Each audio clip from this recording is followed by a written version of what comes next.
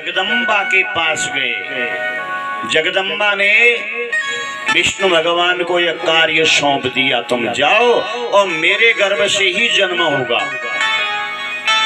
अदिति का अर्थ जगदम्बा का ही स्वरूप है, ये भगवती का स्वरूप है। भादो के महीने में शुक्ल पक्ष अभिजित बेला वामन भगवान प्रकट हुए। इनका नाम वामन क्यों पड़ा? ये वामन अंगुल के थे, बोने वामन अंगुल के थे, इसलिए वामन पड़ा। जी नहीं, संस्कृत में वमन कहते छलना। वमन करने के लिए जो आए वही वामन है, छलने के लिए जो आए। भगवान हमेशा छलिया है ना, अभी भजन सुना रहे थे ना, छलिया का भेष बनाया। ये तो छलिया बन के आए थे वामन भगवान, नन्हे से वामन अंगुल के हैं। जन्म होते ही कुछ बड़े हुए, घुंघराले केस हैं, वामन अंगुल का कद है, गले में जनेऊ पड़ा हुआ है, हाथ में कमंडल है, बगल में कुशा का आसन और कुछ नहीं।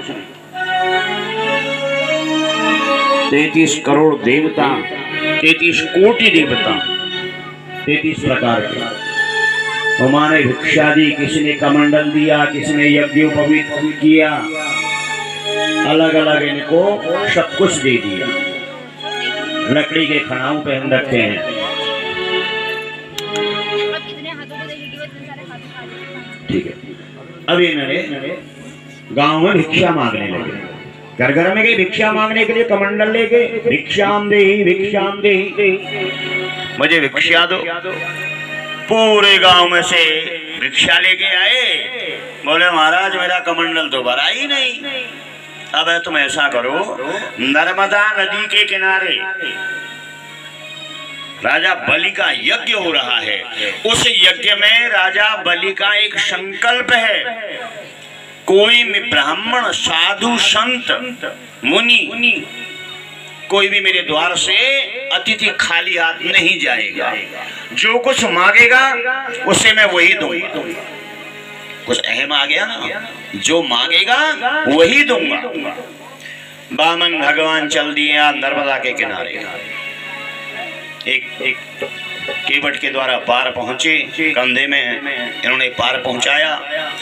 पूछते पूछते बोले महाराज कहीं यहाँ वामन, ये राजा बलि का यज्ञ हो रहा है। बोले हाँ, ये राजा बलि का सामने यज्ञ हो रहा है, वही महल है इनका। चले गए,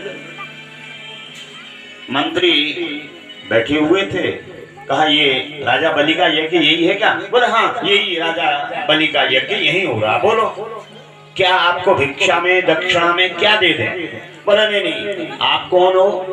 बोले मैं राजा बलि का मंत्री हूँ। तो यज्ञ क्या आप कर रहे हो? बोले जी नहीं, यज्ञ कौन कर रहा है? राजा बलि। तो तुमसे दान क्यों लूंगा? जो यज्ञ कर रहा है उसके हाथों से लूंगा ना, दान लूंगा तो तुम्हारे हाथ से थोड़ी ना लूंगा। राजा के बलि के पास पहुंचे, बलि ने आदर सत्कार किया, जैसे ब्राह्मण का आदर सत्कार करते हैं। सुंदर आसन दिया। बोले जी नहीं, मेरे पास कुशा का आसन है, अपने आसन पे ही बैठ गए। कमंडल आगे रख दिया, दंड रख दिया, खड़ा उतार दिए, बैठ गए। एक हाथ में छत्र था, छाता, बैठ गई। अच्छा ब्राह्मण, आप ये बताओ मैं आपको दक्षिणा में क्या दे दूं? दक्षिणा में मुझे क्या दोगे? हम तो ब्राह्मण हैं, कोई घर गृहस्थ वाले तो है नहीं, हमें कुछ भी नहीं चाहिए, फिर भी कुछ तो मांग लो। बोले जी नहीं, मुझे कुछ नहीं चाहिए। अरे आपको महल दे दूं, धन कोष खजाना सोना चांदी हीरा मोती जौहरात, कुछ तो मांग लो। अच्छा ऐसा करता हूँ, आपका मैं विवाह कर देता हूँ, शादी कर देता हूँ, फिर रहने के लिए मैं कुछ गांव दे दूंगा, महल दे दूंगा, सब कुछ आपकी व्यवस्था करूंगा, लेकिन मेरे इस यज्ञ को विध्वंस मत करो। खाली हाथ चले गए तो मेरा सब किया हुआ नष्ट हो जाएगा। खाली हाथ नहीं जाने चाहिए, कुछ तो मांग लो ना। यदि आज कहते ही हो मांग ले, मुझे कुछ चाहिए नहीं, आसन बिछाने को है, बारिश आ गई, धूप पड़ गई तो छाता है, कहीं चलने के लिए कांटे होंगे तो मेरे पास खड़ाऊ हैं, और मुझे चाहिए क्या? रात में चलने के लिए कोई जानवर ना आ जाए पास में, कुत्ता बिल्ली बंदर, हाथ में दंड है, मुझे और चाहिए क्या? कुछ भी नहीं चाहिए, कुछ तो मांग लो ना। यदि आप देना ही चाहते हो ना तो पहले वचन दे दो, 3 वचन दो कि मैं जो मांगूंगा वही दोगे। बोले हाँ मैंने वचन दिया, त्रिवाक्य 3 बार वचन दे दिए, जो मांगोगे मैं आपको वही दूंगा। तो मुझे 3 पग भूमि दे दो, 3 पग 3 कदम भूमि दे दो। अरे ब्राह्मण मांगा तो सही, पर तुमको मांगना नहीं आया, कुछ और मांगते, गांव मांग लेते, शहर मांग लेते, मैं आपको हजारों सैकड़ों दशक गांव दे देता।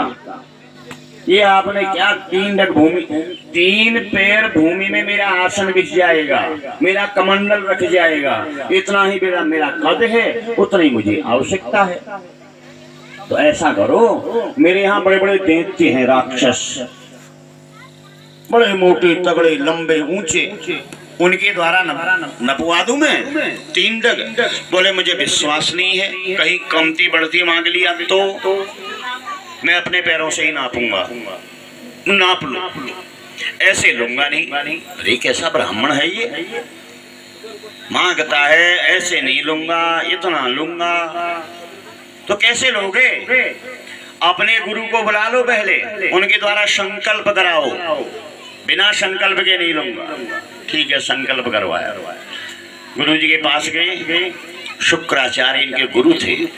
शुक्राचार्य जी कहा गुरु जी एक ब्राह्मण आए हुए हैं, वो 3 डग भूमि मांगते हैं, आप संकल्प कर दो। बिना संकल्प के ले नहीं रहे। अरे राजा बलि वो छलिया होगा, छलिया, कोई ब्राह्मण नहीं है ये। आप ऐसा करो, मना कर दो। मना तो नहीं होगा, एक बार जो मैंने कह दिया मैं मना नहीं कर सकता। अरे मना कर दो। कुछ जगह ऐसी होती है झूठ बोलने में पाप नहीं लगता है, मालूम है कौन कौन सी जगह? स्त्री नर विवाहे च प्राण संकटे गौ ब्राह्मण हिंसाया।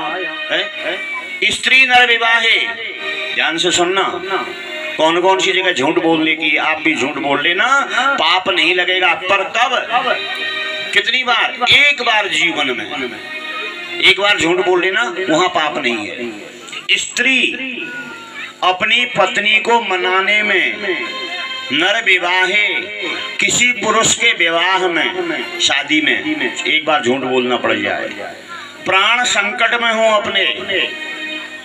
अपनी संपत्ति जा रही हो, गौ ब्राह्मण वेद शास्त्र माता पिता इनका कहीं अपमान हो रहा हो, इनमें एक बार झूठ बोल देना। ये नहीं कि बार बार झूठ बोलते हैं, केवल एक बार। यदि अपनी वृत्ति जा रही, जो आपने जीवन भर धन कमाया वो घर में रखा है, सोना चांदी हीरा मोती पैसा रुपया जो भी आपके पास है, रात्रि में दिन में कभी भी आगे डकैत चोर आ गए, आपसे कहा कि लॉकर की चाबी कहाँ है, आप सत्यवादी हरिश्चंद्र बन गए, लो चाबी ये है, तो सब संपत्ति चली जाएगी ना। एक बार झूठ बोल देना, पाप नहीं लगेगा। नर विवाहे किसी की शादी हो रही हो, आपको मालूम है ये लड़का जो है सुंदर है, ठीक ठाक है, लेकिन जिस लड़की से शादी हो रही है वो लड़की कैसी है? गूंगी है, बोलती नहीं है। तो वहां पर तुमसे पूछा लड़के वालों ने, आपने लड़की देखी है क्या? बोले हाँ जी देखी है, हमारे बगल में ही तो है। तो कैसी है? तुमने वहां बन गए सत्यवादी हरिश्चंद्र, वो तो गूंगी है, क्या होगा? शादी छूट जाएगी, पाप तुमको लगेगा। वहां एक बार झूठ बोल दो, ये मत कहो गूंगी है, ये कह दो लड़की तो सुंदर है, हमारे पड़ोस में ही है, पर हमारा थोड़ा आना जाना कम है उस घर में।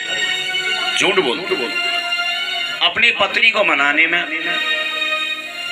कहीं रात्रि में घर नहीं आए, कहीं चले गए इष्ट मित्र बंधु बांधवों के संग सहेलियों के संग, किसी के संग कहीं भी चले गए। आपने वहां सत्यवादी हरिश्चंद्र बन गए। पत्नी ने पूछा कल कहाँ गए थे, रात को क्यों नहीं आए? तुमने कह दिया मैं पिक्चर देखने के चला गया, कहीं पिकनिक मनाने चला गया, होटल में चला गया। तो हो सकता है घर में खटपट हो जाए और धुंध बच जाए, तो इसलिए एक बार झूठ बोल दो, पाप नहीं लगेगा। स्त्री नर विवाहे प्राण संकटे, अपने प्राण संकट में हो, फांसी लगने को तैयार हो, वहां पर एक बार झूठ बोल दो, पाप नहीं लगेगा। शुक्राचार्य ने कहा बेटा राजा बलि, आप मेरे शिष्य हो तब बता रहा हूं मैं आपको, आप एक बार झूठ बोल दो, मैं नहीं दूंगा। कहा नहीं ये तो नहीं हो सकता, आप संकल्प कर दो। बोलो ठीक है चलो। शुक्राचार्य गंगा सागर होता ना, तांबे का गंगा सागर की ठोंटी में बैठ गए। बामन भगवान ने कहा बुलाओ गुरुजी को। गुरुजी देखे वहां ही नहीं, गुरुजी कहाँ गए? बामन भगवान समझ गए इसके अंदर गंगा सागर में ठोंटी में बैठ गए, पानी नहीं निकलेगा तो संकल्प नहीं होगा, संकल्प में जल की आवश्यकता, बिना जल के संकल्प नहीं होता है। बामन भगवान ने अपने कुशा के आसन से एक तिनका निकाला, गंगा सागर की ठोंटी में गोविंदाय नमो नमः। कहाँ लग गया ये? आंख में, शुक्राचार्य के नेत्र में। आंख में ही क्यों लगा? मुंह में क्यों नहीं लगा? नाक में नहीं लगा? कान में नहीं लगा? आंख में ही क्यों लगा? क्योंकि यदि नाक में लगता क्या निकलता? छंद कहीं कट जाता, खून निकलता, रक्त निकलता, संकल्प गलत हो जाता। मुंह में लगता तो रक्त निकलता, आंख में लगा, आंख के अंदर ये गोल गोल है ना, इसमें क्या भरा हुआ है? पानी। इसी में इसलिए मारा, एक टपका पानी का निकल गया। पानी निकलते ही बामन भगवान बोले लाओ संकल्प मैं ही बोल देता हूँ। आप 3 बार केवल श्री विष्णु श्री विष्णु श्री विष्णु बोलो, यानी विष्णु का स्मरण कराया। जो विष्णु का नाम नहीं लेता है उसके मुख से विष्णु कहलाया बामन भगवान ने। साक्षात विष्णु के अवतार तो बामन है।